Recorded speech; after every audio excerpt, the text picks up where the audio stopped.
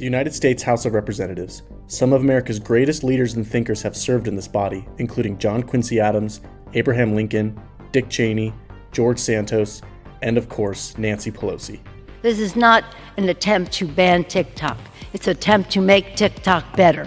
Tic-tac-toe. A winner. A winner.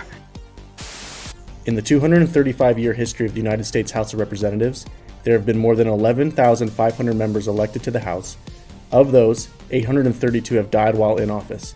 11 of them were killed, but only one has ever been killed by a foreign power.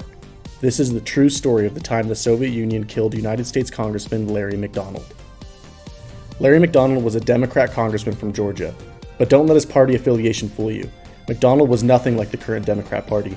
He hated abortion, gun control, government programs, and above all, communism. He hated communism so much, in fact, that he even abstained from marital relations with his wife, reportedly telling her, "We're at war, and people do not make love in wartime." You may hate communism, but do you hate it enough to give up sex with your wife?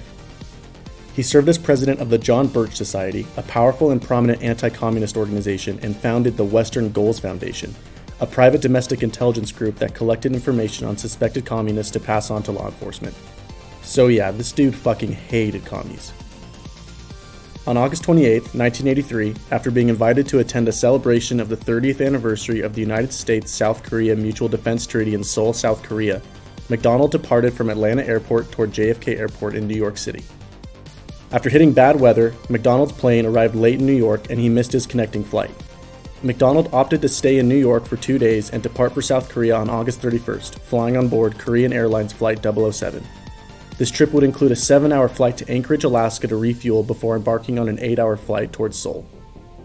Before boarding his flight to Anchorage, McDonald called his wife and had a telephone conversation with her, where she told him she was uneasy about his trip and urged him to cancel it. This would be the last conversation he would have with her. The plane took off from New York and arrived in Anchorage as scheduled, and after a short refueling stop, embarked for Seoul at 4 a.m. local time with 269 people on board. Within 10 minutes of taking off, however, Korean Airlines Flight 007 began deviating from its pre-planned flight path.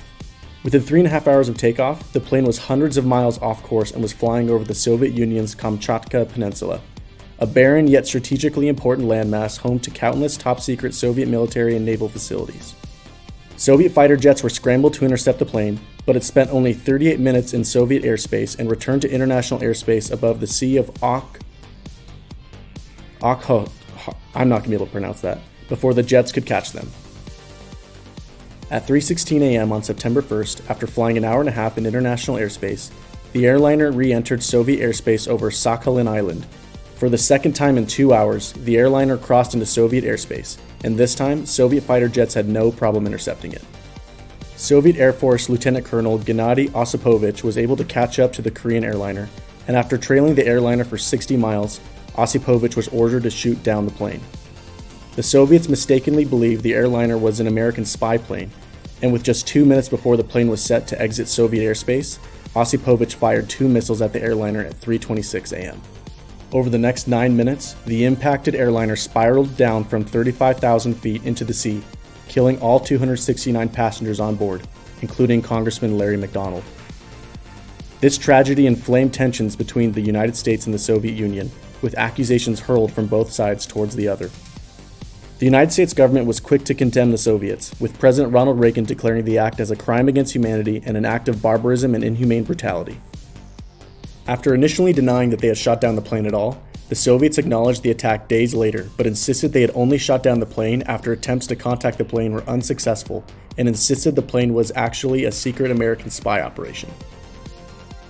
Inevitably, people began to speculate that not only was the airliner shot down purposely by the Soviets, but they had shot it down specifically to kill one of the most ardently anti-communist and anti-Soviet congressmen. McDonald's widowed wife, Kathy McDonald, remarked, "It makes you really wonder, because as far as the Soviet Union was concerned, Larry was the loudest advocate against communism in Congress at the time. So how amazing and hard to believe that the number one anti-communist in the United States was in the plane that was shot down. It's a little hard to swallow that that was an accident." So did the Soviets target Larry McDonald on that fateful September 1st night? Probably not. More than likely, Korean Airlines Flight 007 was the victim of a series of unfortunate events that led up to the tragedy. It's highly likely the Soviets mistook the commercial airliner for a Boeing 707 American intelligence aircraft that was near the vicinity of Korean Airlines 007 just hours before the attack. In addition, despite Soviet attempts to warn the airliner of its airspace violations, cockpit recordings recovered from the downed plane suggest the flight crew weren't aware of the intercepting Soviet aircraft's presence before or during the attack. What remains a mystery, however, is why the experienced crew of Korean Airlines Flight 007 could have mistakenly ventured so far from its prescribed flight path. Did the crew and flight equipment simply fail to notice their fateful errors? Or, as some people continue to suggest, was this commercial airliner actually a secret spy mission as the Soviets suspected? It's not like the United States hadn't repurposed civilian planes for spying before, and they definitely weren't going to admit that they got 269 people killed because of it. At the end of the day, we may never truly know why Korean Airlines Flight 007 ventured into Soviet airspace, but this incident remains the last time a sitting US congressman was killed, and the only time one was ever killed by a foreign power.